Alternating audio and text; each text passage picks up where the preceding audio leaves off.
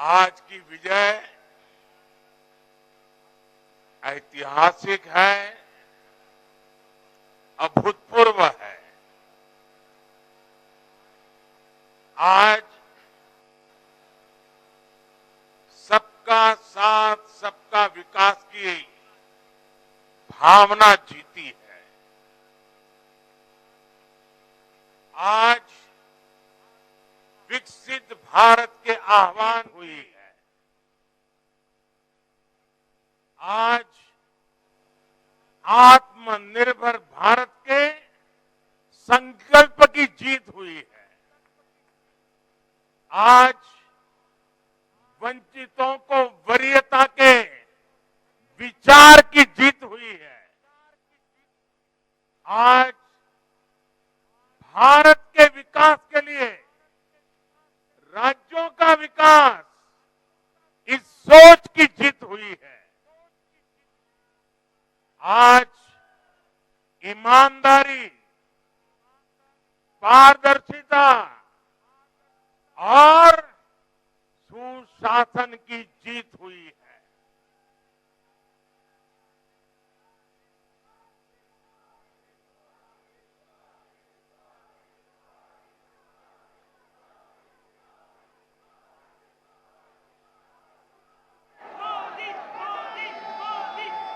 मैं इस मंच से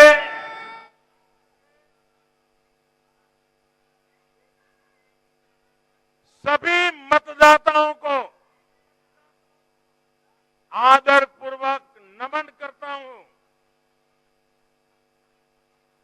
मध्य प्रदेश, राजस्थान और छत्तीसगढ़ के लोगों ने भाजपा पर भरपूर स्नेह दिखाया है। तेलंगाना में भी बीजेपी के प्रति समर्थन लगातार बढ़ रहा है।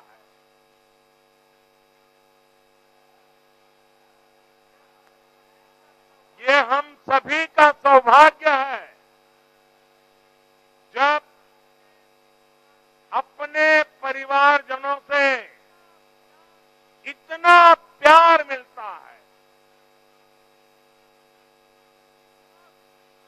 विश्वास मिलता है। तो मैं व्यक्तिगत रूप से अनुभव करता हूं कि मेरी जिम्मेदारी और अधिक बढ़ जाती है। आज भी मेरे मन में यही भाव है। मैं अपनी माताओं, बहनों, बेटियों के सामने, मैं अपने युवा साथियों के सामने, मैं अपने किसान भाई बहनों के सामने, मैं अपने गरीब परिवारों के सामने, उन्होंने जो बढ़ चढ़ करके समर्थन दिया है, इसके लिए मैं उनके सामने नतमस्तक हूं। इस चुनाव में देश को जातियों में बांटने की बहुत कोशिशें हुई, लेकिन मैं लगातार कह रहा था कि मेरे लिए देश में 4 जातियां ही सबसे बड़ी जातियां हैं। और जब मैं इन 4 जातियों की बात करता हूं, हमारी नारी शक्ति, हमारी युवा शक्ति, हमारे किसान और हमारे गरीब परिवार, इन 4 जातियों को सशक्त करने से ही देश सशक्त होने वाला है। आज बड़ी संख्या में हमारे ओबीसी साथी इसी वर्ग से आते हैं। आज बड़ी संख्या में हमारे आदिवासी साथी इसी वर्ग में आते हैं और इन चुनावों में इन चारों जातियों ने भाजपा की योजनाओं और भाजपा के रोड मैप को लेकर बहुत उत्साह दिखाया है। आज हर गरीब कह रहा है वो खुद जीता है। आज हर वंचित के मन में भावना है कि चुनाव वह खुद जीता है। आज हर किसान यही कहता है ये चुनाव हर किसान जीता है। आज हर आदिवासी भाई बहन ये सोचकर खुश है कि उसने जिसे वोट दिया वो विजय उसकी अपनी है। आज हर फर्स्ट टाइम वोटर बड़े गर्व के साथ कह रहा है कि मेरा पहला वोट मेरे विजय का कारण बना है। इसी जीत में हर महिला अपनी जीत देख रही है। इसी जीत में बेहतर भविष्य का सपना देखने वाला हर युवा अपनी जीत देख रहा है। हर वो नागरिक इसे अपनी सफलता समझ रहा है जो 2047 में भारत को एक विकसित राष्ट्र देखना चाहता है। साथियों, मैं आज विशेष रूप से देश की नारी शक्ति का अभिनंदन करूंगा। रैलियों में मैं अक्सर कहता था कि इन चुनावों में नारी शक्ति ये ठान कर निकली है कि भाजपा का परचम लहराएगी। और जब देश की नारी शक्ति किसी का सुरक्षा कवच बन जाए तो कैसी भी ताकत उसे नुकसान नहीं पहुंचा सकती। आज नारी शक्ति वंदन अधिनियम ने देश की माताओं, बहनों, बेटियों के मन में नया विश्वास जगाया है। आज देश की हर महिला में ये भरोसा जगा है कि भाजपा सरकार में उनकी सक्रिय भागीदारी को नई बुलंदी मिलने वाली है। आज हर बहन बेटी को साफ साफ लगता है कि बीजेपी ही नारी गरिमा, नारी सम्मान, नारी सुरक्षा की सबसे बड़ी गारंटी है।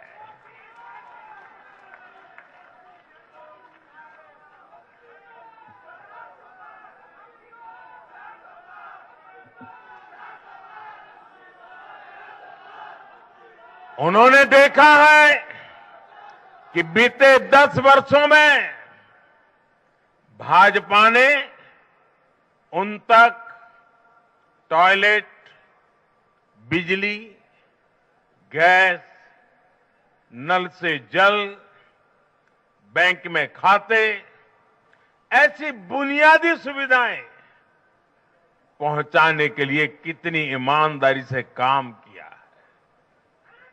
आज वो देख रही है कि कैसे बीजेपी घर परिवार में, समाज में उनकी आर्थिक भागीदारी बढ़ाने के लिए उन्हें रोजगार, स्वरोजगार के नए अवसर देने के लिए निरंतर काम कर रही है। नारी शक्ति का विकास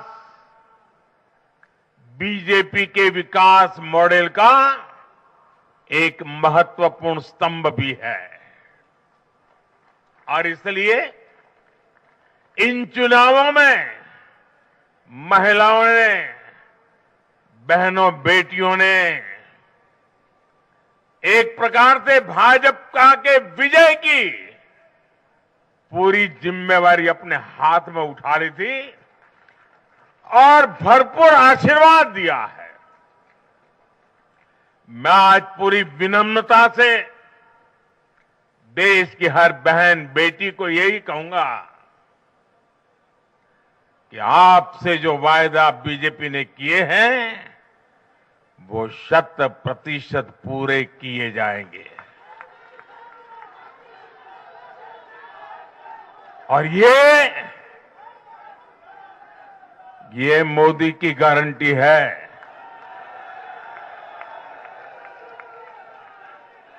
और मोदी की गारंटी यानी गारंटी पूरा होने की गारंटी। साथियों, चुनाव नतीजों ने एक और बात स्पष्ट की है। देश का युवा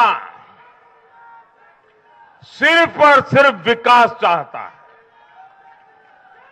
जहां भी सरकारों ने युवाओं के खिलाफ काम किया है वो सरकारें सत्ता से बाहर हुई है।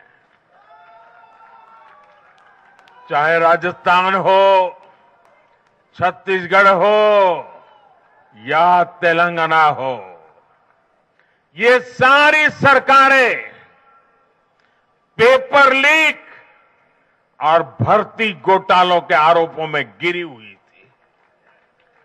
परिणाम यह हुआ कि इन तीनों ही राज्यों में सत्ता में बैठे दल अब सरकार से बाहर है। आज देश के युवा में ये भरोसा लगातार बढ़ रहा है कि बीजेपी ही उसकी आकांक्षाएं समझती है, उसके लिए काम करती है। देश का युवा ये जानता है कि बीजेपी की सरकार युवा हितैषी होती है, युवाओं के लिए नए अवसर बनाने वाली होती है। साथियों, आज देश का आदिवासी समाज भी अब खुलकर अपनी बात रख रहा है। ये वो आदिवासी समाज है जो कांग्रेस की नीतियों की वजह से 7 दशक तक पीछे रहा, जिसे अवसर नहीं दिए गए। इनकी जनसंख्या आज 10 करोड़ के आसपास है। हमने गुजरात के चुनाव परिणामों में भी ये देखा है, जिस कांग्रेस ने आदिवासी समाज को कभी पूछा तक नहीं, उस आदिवासी समाज ने कांग्रेस का सफाया कर दिया। यही भावना आज हमने एमपी, छत्तीसगढ़ और राजस्थान में भी देखी है। इन राज्यों की आदिवासी अंचल की सीटों पर कांग्रेस का सुपड़ा साफ हो गया है।